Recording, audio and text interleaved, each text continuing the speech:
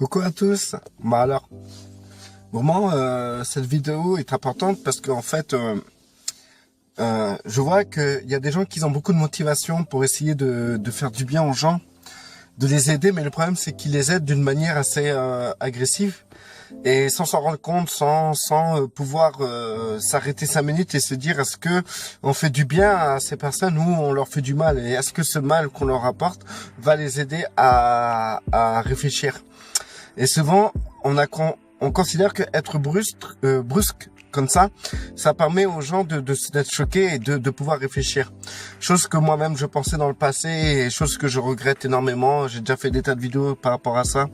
Parce qu'en fait, on fait du mal autour de nous et parce qu'on croit être dans la justice et être surtout l'avocat de Dieu. Être là pour pouvoir dénoncer, montrer les œuvres des ténèbres, tout en rabaissant le frère pour qui Christ est mort. Vous savez, les personnes qui réagissent comme ça, c'est pas méchamment qu'ils veulent le faire, c'est qu'en vérité, peut-être eux-mêmes ont dû, peut-être à un moment de leur vie, réagir justement par rapport à ça, par rapport à cette manière d'agir. Quelqu'un a été brusque envers eux, ils ont sûrement réfléchi, ils ont trouvé la solution et aujourd'hui, ils ont évolué. Mais malheureusement, le résultat était assez néfaste parce qu'en réalité, ces personnes reproduisent cette manière d'agir qui n'est pas comment dire à la portée de tout le monde. C'est pas une façon de réagir qui peut aider les gens en vérité, quoi.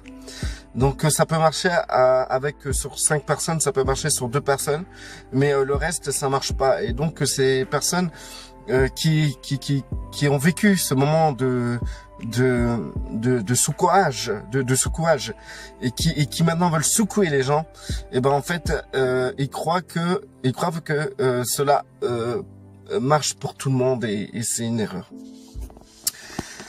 Mais c'est par amour que ces gens agissent, ça c'est clair, parce qu'ils veulent faire réagir les gens et ça c'est très bien parce que c'est quelque chose d'important de voir quelqu'un se réveiller de la manière dont il vit en Christ, etc. Et c'est toujours gratifiant. Mais bon. Le problème, c'est qu'en réalité, la plupart des frères et sœurs en Christ sont des personnes très fragiles, des personnes qui ont besoin d'amour et besoin de soutien et surtout de les couvrir dans la prière. C'est des gens qui sont dans la faiblesse, qui sont encore charnels et qui sont à un niveau dans lesquels ils sont encore en détresse.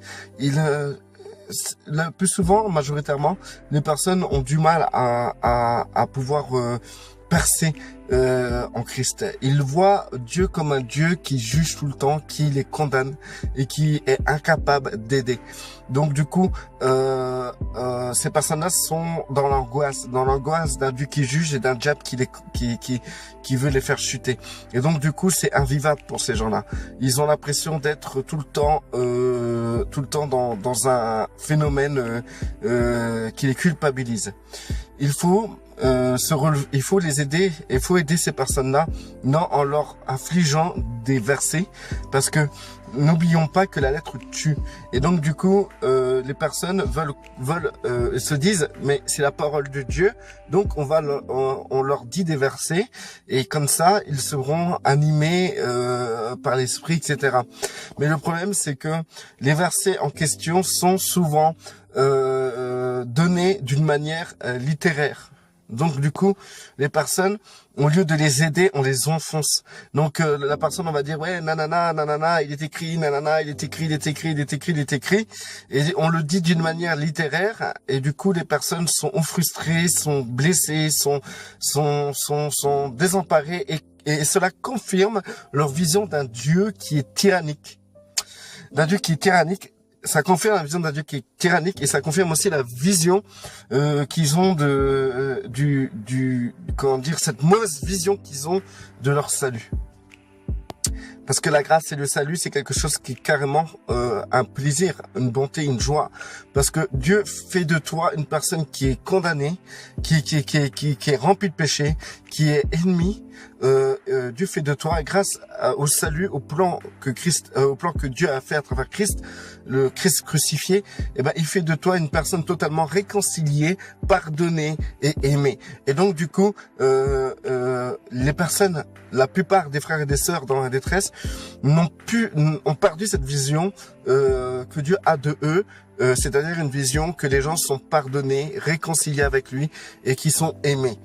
Donc du coup, ces versets vont encore plus les infliger, plus les amener à croire qu'ils sont encore condamnés, que Dieu ne peut pas les aimer, que leur péché est encore sur eux, que Christ n'a pas pris leur péché, et du coup, ils vivent quelque chose, un enfer sur terre, parce qu'il n'y a pas pire sur terre de croire en un Dieu qui gracie, et que en réalité pour eux, ce Dieu qui gracie les condamne. Et ça, c'est l'enfer. C'est vraiment pire que tout. Vaut mieux pas connaître Dieu ni sa grâce que connaître Dieu qui gracie, et que en fait on croit que ce Dieu qui gracie est contre nous, n'est pas réconcilié avec nous, nous condamne de nos péchés, nous juge et nous écrase. Et ça vraiment il n'y a rien de pire, parce que connaître Dieu et le voir comme quelqu'un qui nous écrase, qui nous condamne, ça fait mal. C'est pas la réalité. C'est pas la réalité du tout.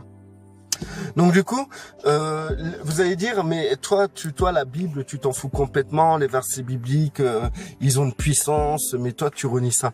En vérité, les versets bibliques n'ont aucune puissance. Les versets bibliques sont littéraires. Les versets bibliques n'ont que de puissance quand elles sont données par inspiration. C'est-à-dire que ta Bible n'a aucune puissance. Les païens peuvent lire la Bible, ça leur fera rien du tout. Les gens, n'importe quelle personne peuvent lire la Bible, ça leur fera rien du tout.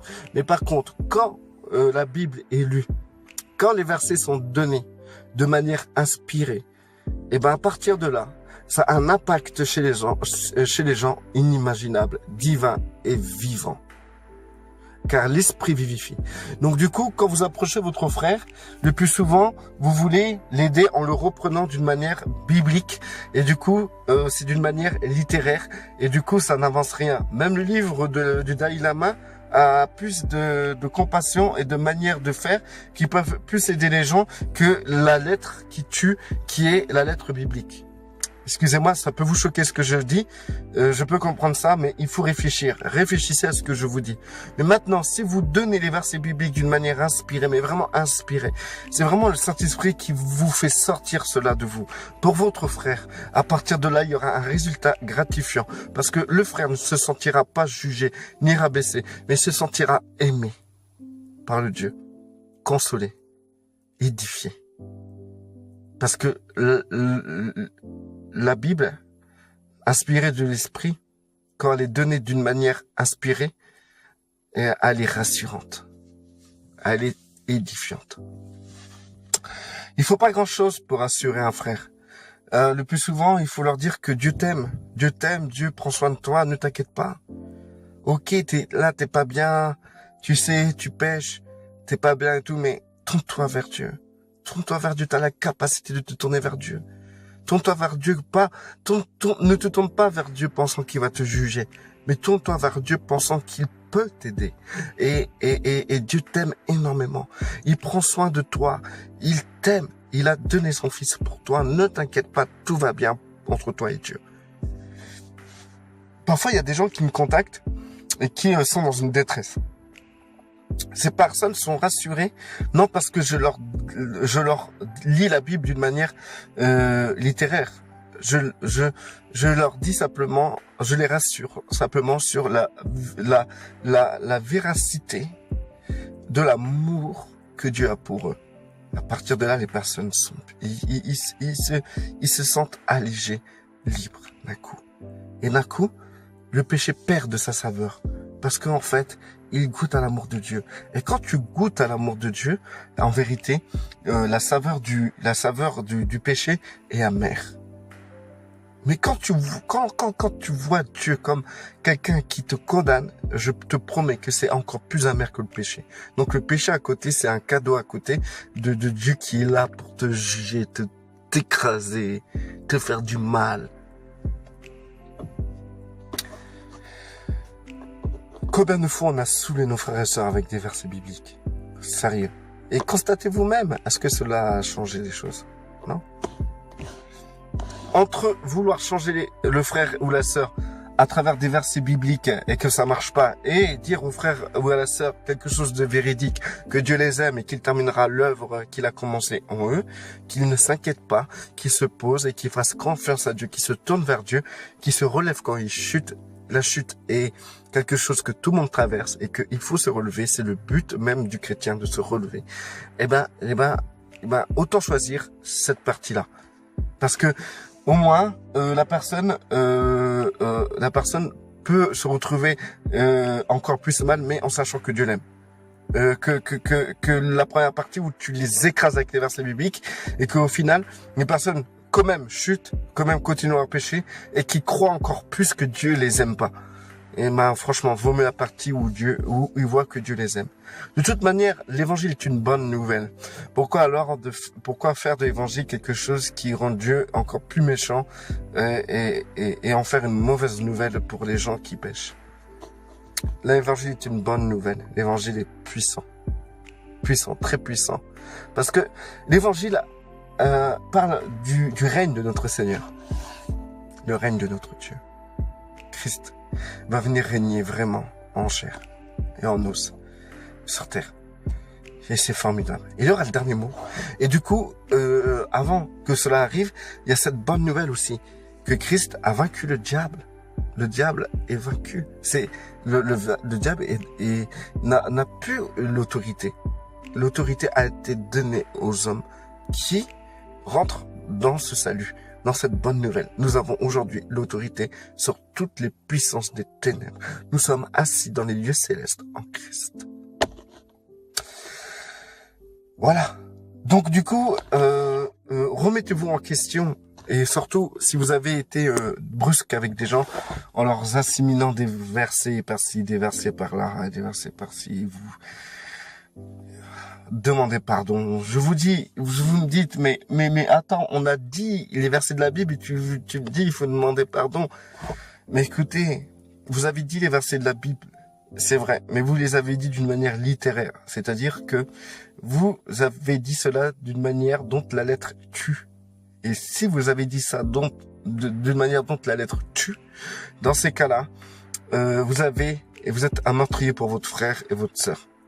Donc, demandez pardon parce que il est écrit que le meurtrier n'héritera pas le royaume des cieux. Donc du coup, on parle pas d'aller en enfer ou au paradis. Je parle d'hériter du royaume des cieux, c'est-à-dire de bénéficier des bienfaits du royaume des cieux sur terre. Bon, ça c'est un autre sujet. D'ailleurs, je devrais faire ce sujet parce que ça va éveiller beaucoup de gens. Parce que c'est vrai que les gens pensent que l'héritage du royaume des cieux, c'est être sauvé. Non, l'héritage du royaume des cieux, c'est bénéficier des bienfaits du royaume des cieux. Comme Christ en a bénéficié.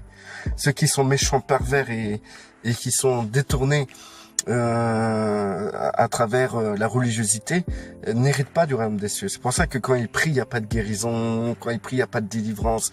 Et quand ils contactent les gens, ils reçoivent pas la vie du Christ. Le royaume des cieux, c'est la vie du Christ qui est en vous et que vous libérez et que vous participez à ce royaume et que vous héritez même des bienfaits de ce royaume. Bref, je vais pas me retarder sur ça. Si jamais ça pose problème à quelqu'un, vous pouvez me contacter en privé et puis moi je compte faire des vidéos de toute façon. Je laisserai pas mon frère ou ma sœur dans l'ignorance des bienfaits que Dieu a pour eux. C'est tout, vous voyez. Maintenant, moi quand je suis face à des frères qui pêchent, des frères qui sont dans le péché profond, eh ben en fait, je suis pas là pour leur citer des versets bibliques, mais je suis là comme un frère qui les couvre par la prière.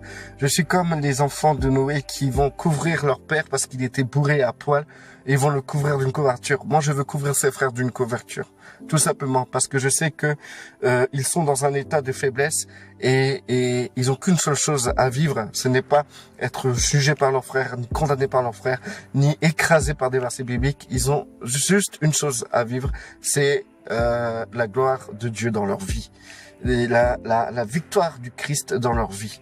Et cela demande le temps de Dieu, puisque c'est Dieu qui décide pour chacun d'entre nous qui vit et qui vivra, qui naîtra de nouveau, qui sera sauvé, etc. C'est Christ qui décide, parce que toute chose, ce n'est pas par la chair, ni par le sang, ni par l'homme que nous sommes nés de nouveau. C'est par l'esprit, c'est par le Seigneur. C'est le Seigneur qui décide de cela. C'est le Seigneur qui décide qui ou pas et dans quelles conditions ou pas. Le Seigneur sait toutes choses. Il sait déjà d'avance les projets et les œuvres qu'il a pour chacun d'entre nous. Même pour le plus grand des pécheurs en Christ, Christ a déjà des projets pour lui et cet homme rentrera dans les œuvres de Dieu, quoi qu'il arrive. Surtout si cet homme est entouré de frères qui sont prêts à mettre une couverture sur ce frère. Mettons des couvertures sur nos frères et sœurs. Faisons cela jusqu'à temps que Christ les libère. Au lieu de les condamner, au lieu de les écraser. Pourquoi vous écraser? Ça sert à quoi d'écraser? Ça sert à quoi de saouler les gens avec la Bible et les versets d'une manière littéraire? À quoi cela vous sert? Une satisfaction personnelle? Vous savez, ça va vous faire mal quand vous allez vous réveiller. Quand vous allez voir le mal que vous avez fait autour de vous.